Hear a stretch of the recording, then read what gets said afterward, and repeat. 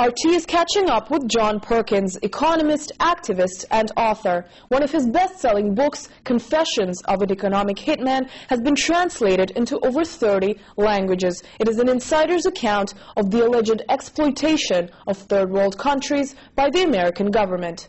Sir, thank you very much for sitting down with us. You have been an economic hitman for about 10 years. What exactly does that job entail? We economic hitmen have created the world's first truly global empire. And it's the first empire in history that's been created primarily without the military, through economics.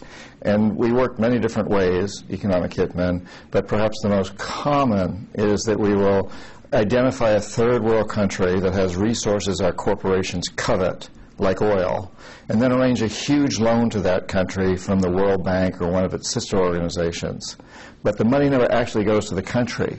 Instead, it goes to our own corporations to build big infrastructure projects in that country, things like power plants and industrial parks and highways that benefit a few wealthy families in that country, as well as our own corporations, but don't help the majority of the people. The whole country is left holding this huge debt, and it's such a big debt that they can't repay it. So at some point, we economic hitmen go back to them and say, you can't pay your debts, so give us a pound of flesh. Sell your oil real cheap to our oil companies, or vote with us on the next critical United Nations vote, or send troops in support of ours to someplace in the world like Iraq. When we fail, then what we call the jackals step in, and these are people who overthrow governments or assassinate their leaders. And on the very few occasions when both the economic hitmen and the jackals fail, as we both did in Iraq, then and only then does the military step in. And it's pretty secret, because most people in the United States don't realize that they're reaping the benefits from this empire. They don't realize about the exploitation of resources and environments and people and sweatshops and so on all over the world that are the result of this. I think it's fair to say that this process is a huge threat to democracy. And if the majority of the people who vote in a country don't understand this most basic principle of our foreign policy, then we're not informed. And if we're not informed, it's hard to say that we're voting truly democratically, which I think is a big concern. And this isn't considered illegal under international law because it's kept secret, or how does it work? Well, the process isn't illegal at all. The process of identifying countries that have resources you covet and then giving them huge loans. And through macroeconomics, you can in fact show that when we make these loans to these countries, the economy increases. But what wasn't shown, what isn't shown, is that in many of these countries, only a few people really benefit, and they are really the major contributors to the economy, the very wealthy families.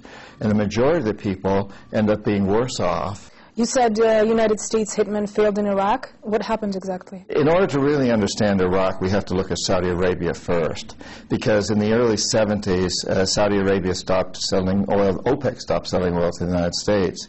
And the U.S. Treasury Department came to me and some other economic hitmen and said, you can't let OPEC hold us up for ransom anymore. Do something. So we knew we had to work out a deal with the House of Saud, the royal family of Saudi Arabia. And eventually we worked out this deal whereby the Saudis agreed to return most of the money they made selling oil to the world to the United States and buy U.S. government securities. The interest from those government securities was basically turned over to our Treasury Department and used to hire American companies to westernize Saudi Arabia, to build desalination plants, petrochemical complexes, cities. And also Saudi agreed not to sell oil for anything other than dollars, which made the dollar very strong at that point. And we agreed to keep the House of Saud in power. It was an amazing deal that we put together. And after that was so successful, we decided we ought to sell the same deal to Saddam Hussein in Iraq. Iraq was the next largest producer of oil. We wanted to get Saddam in bed with us, basically. And but he wouldn't buy. He wouldn't accept it. If he had, he'd still be running his country, I'm convinced. He wouldn't buy, so we sent the jackals in to assassinate him. They couldn't. He had very good security. He had look-alike doubles. So his own security officers never knew whether they were actually guarding him or somebody else. That makes it very difficult to take someone out. He was very savvy. He knew our system pretty well. We'd at one time hired him, in fact, to be an assassin of a former president, a premier of Iraq. So we sent the military in 1991, destroyed his army, And at that time, of course, we could have taken Saddam Hussein out, but we decided not to. He was the kind of strong man we like, someone who could keep the Iranians in their borders, keep control of the Kurds, and keep pumping oil to us. And we figured that by destroying his military, we chastised him sufficiently that now he'd come around. So in the 90s, the economic hitman went back in and tried to bring him around. Couldn't do it again. He was obstinate. And again, the jackals couldn't take him out, so we formulated the second invasion and sent the troops in again, and this time, of course, we took him out.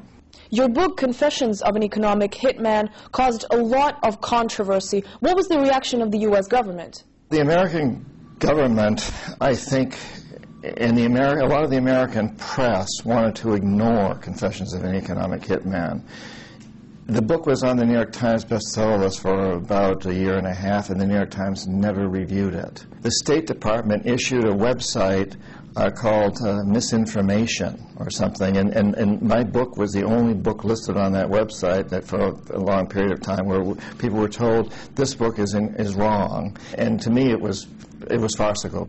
You have claimed that the United States government has been wanting to create a global empire. Do you think that is still the case?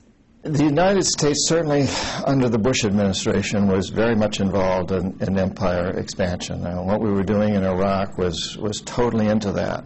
However, it got itself into a lot of trouble.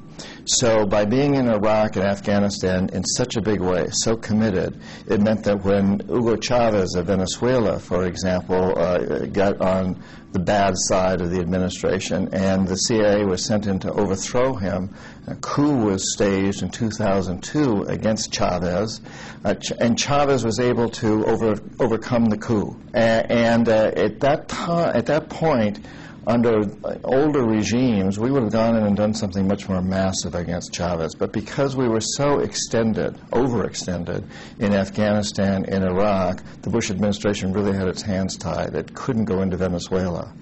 In the process of trying to expand this empire, and I think in the process of moving away from the economic hitman approach into going back to the more militarized approach, as the Bush administration did in Iraq and Afghanistan, has created a huge problem for the United States. So it can no longer continue in this mode. Where do you think the United States is heading in terms of its ties with other nations? Nations aren't very important anymore as power brokers, big corporations. They really are calling the shots. In whatever country you're in today, corporations have tremendous power. We have a new president now, Obama, and one of the things that he ran under was that he didn't accept money from big institutions, but in fact he did. He accepted a lot of hedge fund money, a lot of money that came through corporations in one way or another. And even if we had a president that wouldn't be influenced by corporations, he's got to deal with a Congress that's terribly influenced by corporations, Senate and House of Representatives both, and all the local governments. Corporations are the powers today. And so when we talk about modern geopolitics, we've really got to look at the corporations. So in your opinion, is it the corporations that are responsible for the economic crisis that the United States is struggling through right now? I think it's fair to say that the corporations are responsible for the economic crisis that the United States and the rest of the world is getting deeply involved in. The government of the United States has to take a lot of responsibility. In fact, if you look at the top of the corporate world and the government world, you've usually got the same people. In the United States, at least, they move back and forth through what we call the revolving door policies. Do you think a solution could be found to this global economic crisis? Because many analysts are predicting that basically a light at the end of the tunnel is nowhere in sight.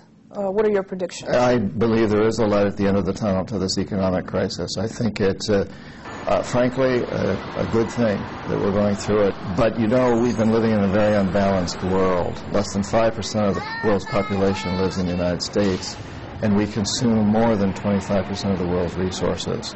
At the same time, roughly half the world's population lives beneath the poverty level. That's not a world that can be called a success. We have to change. One of your books is called Secret History of the American Empire. Nowadays, does the United States still exist as an empire? Should it be considered as an empire? An American empire, if we look at it that way, is an American-based empire which now has become really a global empire that's really run by the corporatocracy, which is the heads of big corporations. And it just so happens that the majority of them have their headquarters in the United States. What about people who are less optimistic and who say that basically the United States might be headed towards the exit, just may basically collapse because of so many problems that it's faced with right now? You know, it's entirely possible that the economy will collapse, that the United States will collapse, that the world economy will collapse, and out of that will grow something else. It'll have to, out of the ruins, something new will take seed. I want to believe that we can not collapse, but change, and the whole world can change, and the whole world economy. And I think we have a really good shot at doing that. And we do something about it. The other possibility is we don't read the signs. We just go into decline. And then we'll have terrible turmoil and chaos, and there'll be a tremendous amount of suffering. The signs are out there. Sir, thank you very much for your time today. It's my pleasure.